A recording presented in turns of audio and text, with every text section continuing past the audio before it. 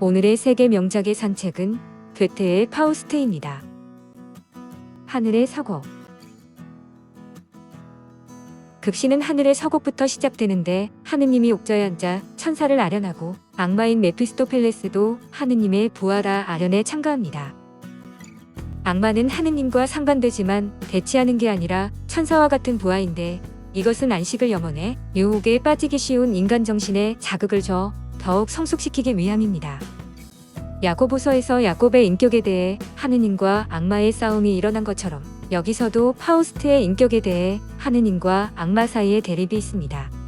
악마는 파우스트의 영혼을 타락시켜 쾌락에 빠지게 할 자신이 있다지만 하느님은 파우스트를 뿌리까지 타락시킬 수는 없을 것이라고 합니다.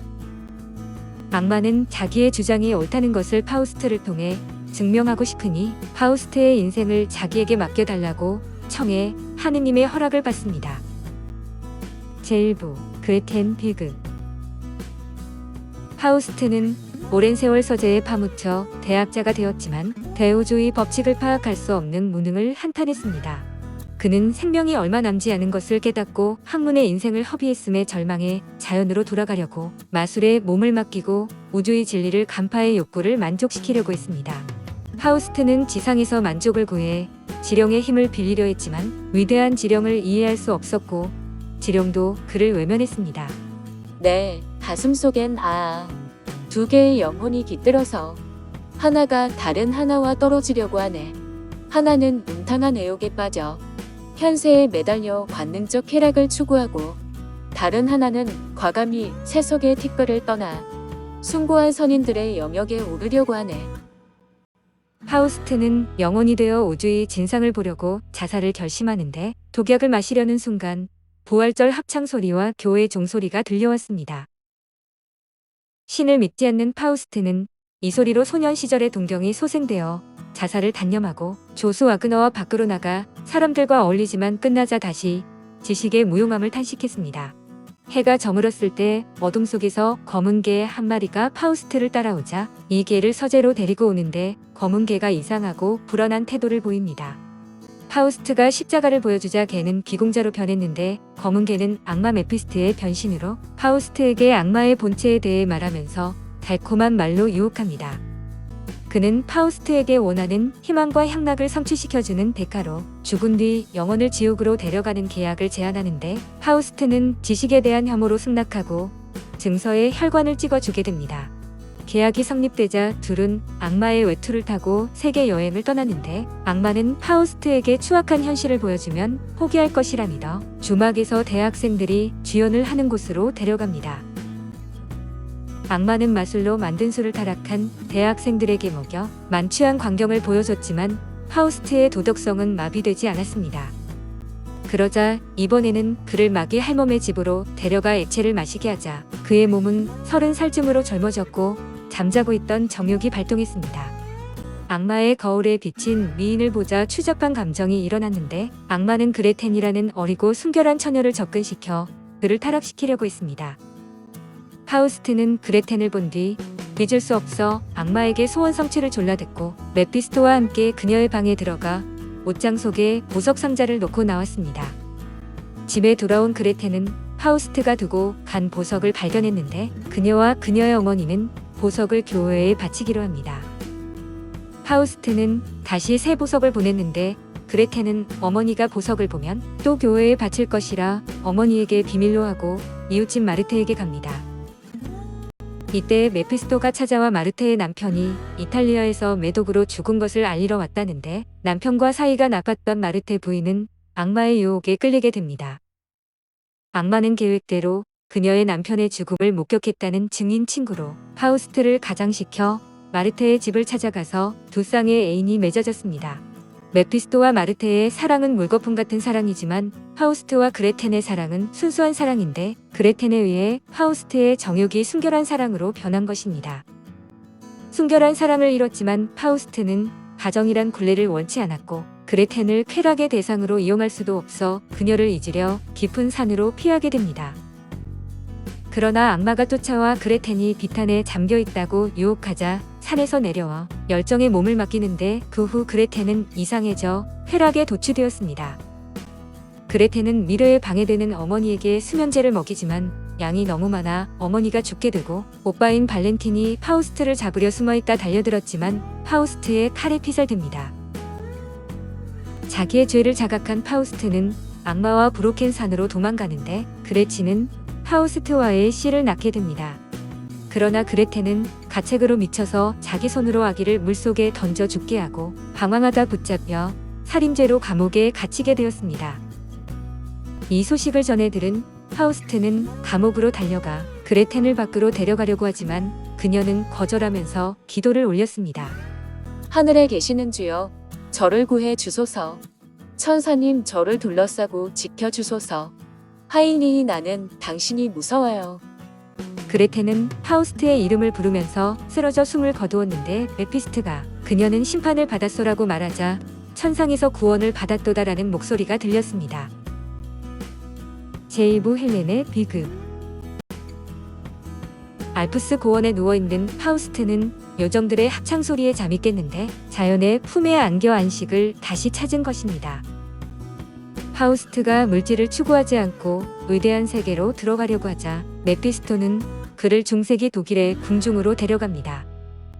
황제는 정고사료가 부족한 사람으로 향락만 일삼아 심한 재정난에 빠져 있었는데 메피스토는 매장된 막대한 금을 꺼내 쓰라고 거짓말을 합니다.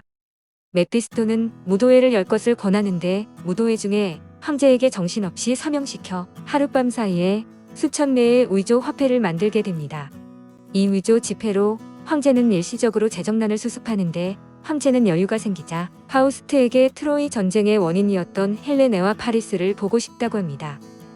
파우스트는 메피스토에게 부탁하지만 메피스토는 환영을 불러올 방법만 가르쳐주고 파우스트는 우주 끝에 헬레네가 있는 곳에서 타버린 향을 갖고 돌아오게 됩니다.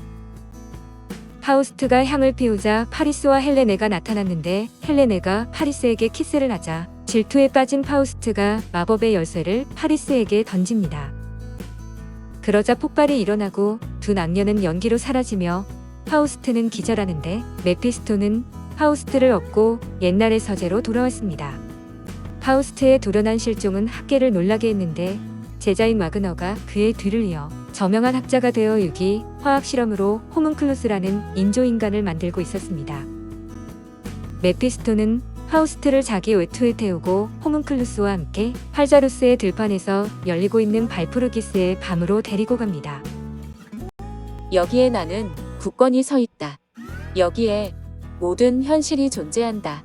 여기서부터 정신이 정령들과 싸우고 위대한 세계를 세울 수 있다. 그렇게 멀리 있던 여인이 어찌 더 가까워질 수 있으랴. 내가 그녀를 구하겠다. 그러면 그녀는 내 것이 되리라. 저 용기를 내자. 어머니들이여, 어머니들이여, 용납해 주소서. 그녀를 알게 된 자, 그녀를 놓칠 수 없으리라. 파우스트는 그리스에서 헬레네를 찾는데 히론의 등에 타서 무녀 만토가 사는 세계로 가고 만토는 페르세포네에게 데려갑니다. 한편 사상의 덩어리인 인조인간 호문쿨스는 육체를 얻고자 하는데 프로이토스는 넓은 바다로 가야 한다고 말합니다. 그러나 프로포이스가 호문클루스를 등에 태우고 가라테아의 수레 근처에 가자 호문클루스의 몸이 부서져 인조인간은 실패했음을 알립니다. 한편 파우스트는 페르세포네에게 가서 헬레네를 한 번 더 데려갈 것을 허락받는데 헬레네는 그의 아버지인 틴다레우스 왕이 지은 궁전 앞에 서 있습니다. 메피스토는 포르기아스로 변신해 궁전에 침입한 후 궁전 일을 멋대로 처리하는데 재물이 헬레네라고 위협하면서 그녀의 결심에 따라 살아날 길도 있다고 유혹합니다.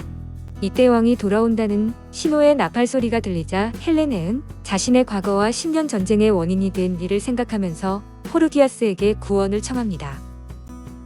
그는 계획대로 파우스트가 지은 성으로 그녀를 보내는데 헬레네가 성 안으로 들어가니 독일 황제가 된 파우스트가 환영을 해주었습니다. 파우스트는 헬레네를 여왕으로 삼아 사랑을 속삭이며 헬레네의 남편 메넬라오스의 군대도 물리치고 오이포리온이라는 아들을 낳아 하느님의 희열을 느끼게 됩니다. 그러나 성장한 오이포리온이 바위 위에서 날려다 계곡으로 추락해 죽게 되고 이 사건으로 파우스트와 헬레네의 사랑은 틈이 생겨 헬레네는 하계로 돌아갑니다. 헬레네가 사라진 후 파우스트는 인간의 지혜로 바다를 정복하고 싶다는 욕망을 피력하고 넓은 해안을 개발하는 간척 사업을 계획합니다. 이때 위조 지폐를 반발한 황제에 대해 백성들이 반란을 일으키자 파우스트는 반역자를 물리치고 해안의 토지를 얻는데 불모지를 개척해 이상 국가를 건설하려고 합니다. 그 후 몇 해가 지나 파우스트는 100살의 노인이 되었지만 새로운 영토의 완성에 여념이 없었는데 바다는 번화한 도시가 되었습니다. 그런데 노부부가 사는 오막살이가 장애물이 되었는데 메피스토는 노부부의 철거를 약속하고 집을 파괴하자 노부부는 놀라서 죽게 됩니다. 파우스트는 악마의 포악한 행동에 가책을 느끼는데 연기 안에서 잿빛의 악령들이 나타나고 보수의 악령이 파우스트의 눈을 멀게 합니다. 파우스트는 노부부의 죽음으로 새 왕국의 건설까지 무가치한 일로 여기게 되었고 악마에게 영혼을 판 것을 후회하기 시작합니다. 한편 파우스트가 개척 사업을 추진하는 동안 악마는 파우스트의 죽을 때가 가까워진 것을 알고 악령들을 지휘해 무덤을 파괴하고 있었습니다. 인간 최고의 목적을 간파한 파우스트는 쓰러져 절명하는데 메피스토는 만족스럽게 웃지만 파우스트가 아름답다고 외친 순간은 자유의 세계를 창조해 후대 사람들에게 행복한 생활을 주고 싶다는 것이었습니다.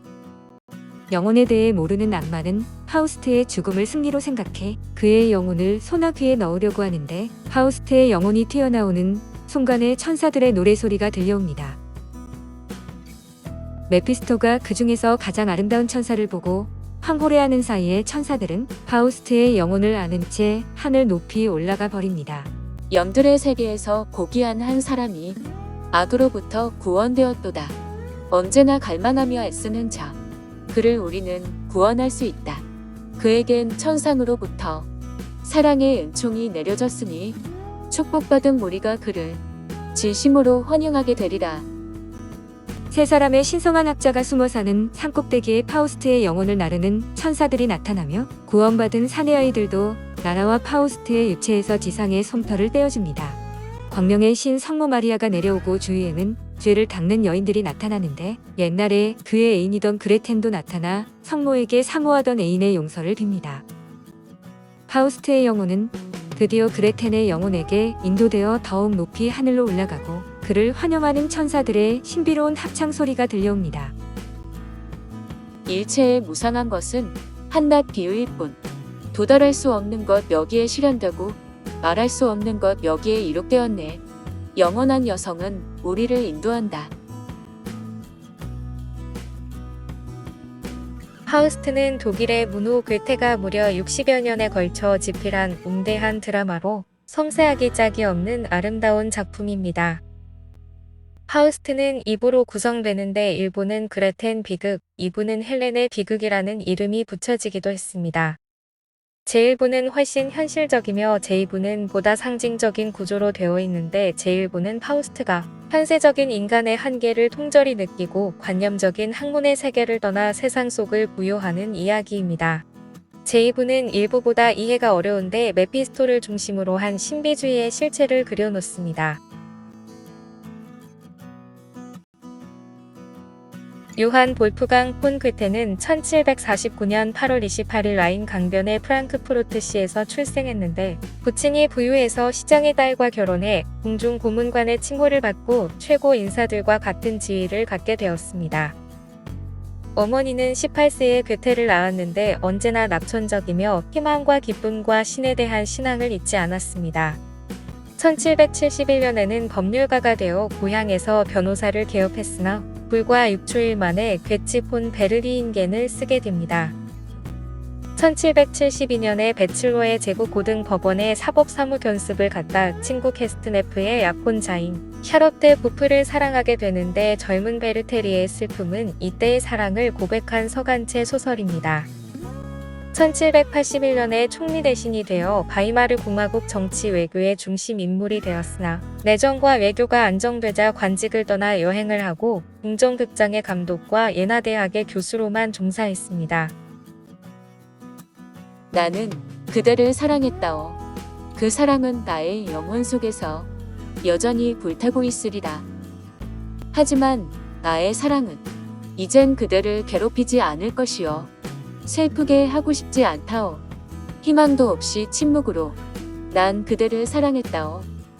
포슈킨, 나는 그대를 사랑했다오.